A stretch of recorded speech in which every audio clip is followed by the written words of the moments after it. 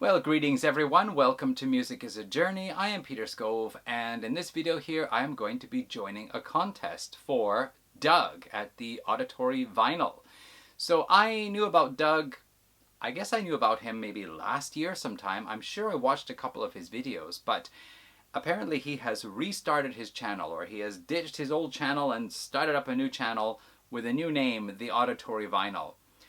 Now, I'm not really sure about all the details in between. As it turns out, you know, like the last year or so, as I've been kind of getting to know people in the vinyl community, I keep subscribing and subscribing to more and more people. And after a while, I don't remember everyone I've subscribed to. And if I check YouTube for subscriptions to see who's put out something new, there are a lot of ones I don't even know what they are. They're not vinyl community people. Sometimes it's just albums, and why are these coming up? I don't know. So if Doug disappeared for a bit and started up his channel again, then I'm sorry, Doug, I didn't notice it. But fortunately, Doug has been coming around in my notifications again, or in suggested recommended videos. So I was able to find out about this contest not only through him, but through a couple of other people whose channels I'm subscribed to, because they also did videos participating in this contest. So here we go, finally. Doug at the Auditory Vinyl is asking for a 1, 2, 3 type of contest. So first of all, he would like us to mention a YouTube channel in the vinyl community, one channel, and an album that we might see that person talk about.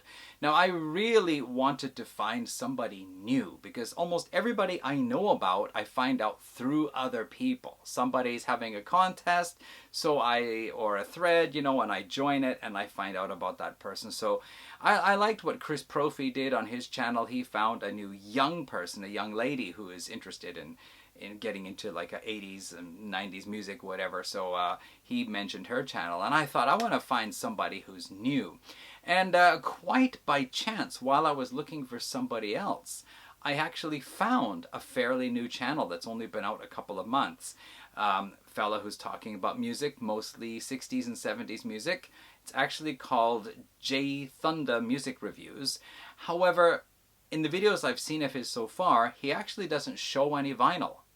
Well, okay, so I almost never show any vinyl either, but at least I usually hold up CDs. So he's talking about music, he's talking about different albums, but he's not actually showing vinyl, so I don't know if we want to consider him a person in the vinyl community. But just in case, I will add a link to his channel down below, because he's a fairly new guy. He actually has another channel as a drummer. The Bookish Drummer, I think. I think it's about books, but he's a drummer. Anyway, so I just decided to sit back, do the easy thing, and pick somebody that I already know. And I've talked about him already a couple of times before. This is Nick.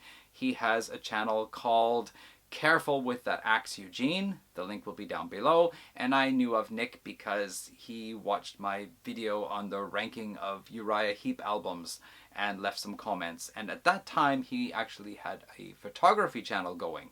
But he's been gradually adding more and more music videos to his photography channel, and finally he just decided to start a music channel. So that's Careful with That Axe Eugene, which will be in the link below, as well as Mr. J Thunda. Okay, and an album that Nick might show, well, I know that he loves Queen, he loves Uriah Heep, he talks about Iron Maiden and Motorhead and lots of stuff. I know he's a fan of 70s Judas Priest. I wonder, though, would he talk about this band Thunder? And the reason why I'm asking is because I have this CD from him. Nick sent it to me. I actually talked about this previously as well. And if he doesn't talk about it, it's because either he sent the CD to me and doesn't have it anymore, or he's been meaning to get the vinyl and he hasn't got it yet, or simply he hasn't gotten around to doing one yet. But since Nick sent me Thunder and recommended them, and actually they're a very good band, late 80s, kind of that late 80s hair metal sound, but, you know, has more of a, I guess by these standards, today's standards, hard rock feel to it. But nevertheless, you know, really good rock album. So anyway, Thunder, and that's Nick at Careful with That Axe Eugene. I promise I'll speed up now, because it is still hot in this room, as I said in my last video. So the next thing is we are looking for two albums by bands that we don't really hear people talk about in the vinyl community. Now, I could talk about just a huge list of such bands. I really racked my brains to come down to these two, but give me another 10 seconds, I'll change my mind. So first of all, I have never heard anyone talk about National Velvet.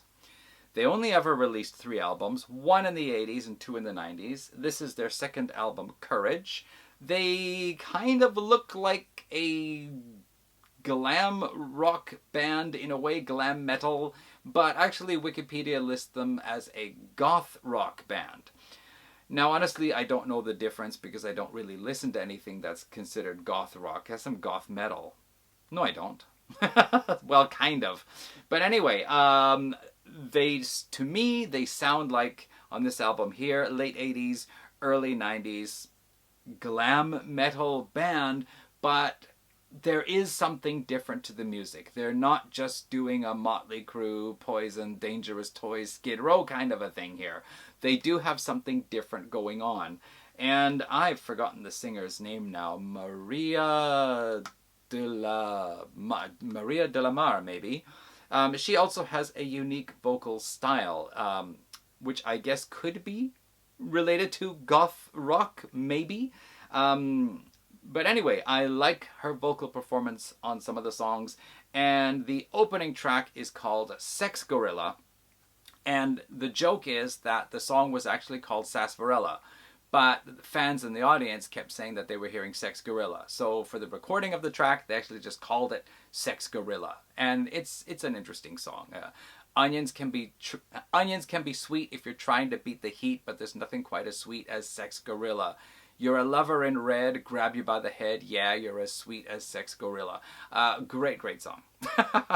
And a couple of other tracks I really like on here, Headlight and 6,000 Miles, a little bit slower and melodic, but very, very nice. And track 10, Weebles, is one of those songs I would say is probably in my top 500 or 100 or whatever. I just love that song. And the vocalist lets out just this fantastic maniacal scream at the end of the song. It gives me chills every time. It just makes me like laugh with an overflow of emotion because it's just so damn cool.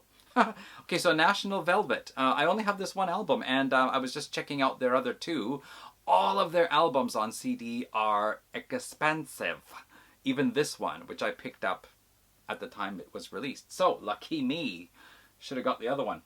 And the other one is, okay, all right. So okay, I thought it was really light. I thought I left the CD in the CD player.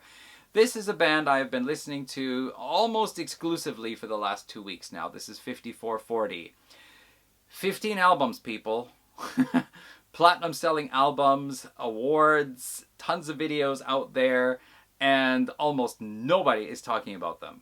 Seriously, I did a search. I found a father and son team doing a challenge, like listening to 2 of their songs and saying which one they thought was better. And then one guy from like 10 to 12 years ago reviewing, I think, most, if not all, of the albums in their discography, one at a time. And that's it. I really don't see people talking about 5440. Any other videos of someone talking about them, they're mine. So anyway, I am going to do 2 videos about this band. Sorry, that's 2. This is offensive to some people. 2 videos. One is going to be a history of the band. And the second one is going to be a review of their entire discography, because I am 1 album away from having it complete now. So, I think this is a band that a lot of people in the vinyl community would like. I know that some of the Canadians out there, like Rob at Northern Reflections, and the Northern Revolutions, sorry Rob, and Brian at Embryonic Robot, they have albums on vinyl, but I just don't hear people, when I search, I don't see people talking about them. So 5440, I am going to remedy this situation here, and I am making 2 videos as soon as it's not so hot. Okay. So that's it. 2 bands that you don't hear people talking about so much in the vinyl community. And then last was 3 albums by each by a different band, but where one member is in all 3 different bands. I actually had quite a few in mind, because I have a video that I've had planned since 2019 that's kind of related to this topic. And then early when I started Music as a Journey, I was just featuring people that I was in contact with through Facebook, a lot of musicians who were all on the same record label, and they played on each other's albums or started bands together for like a one album deal or something like that. So it was really, really tough for me to choose just one person. But I decided to go with keyboard piano player Sean Timms from Australia. This is Unitopia, the album Artificial. This is a symphonic prog album and very high quality stuff. And Sean Timms played on Unitopia. I think they released 2 or 3 albums before the band fell apart. Sean Timms and the other fellow, Marty Trueck, they had some disagreements and went off, did their own thing. Marty started the United Progressive Fraternity.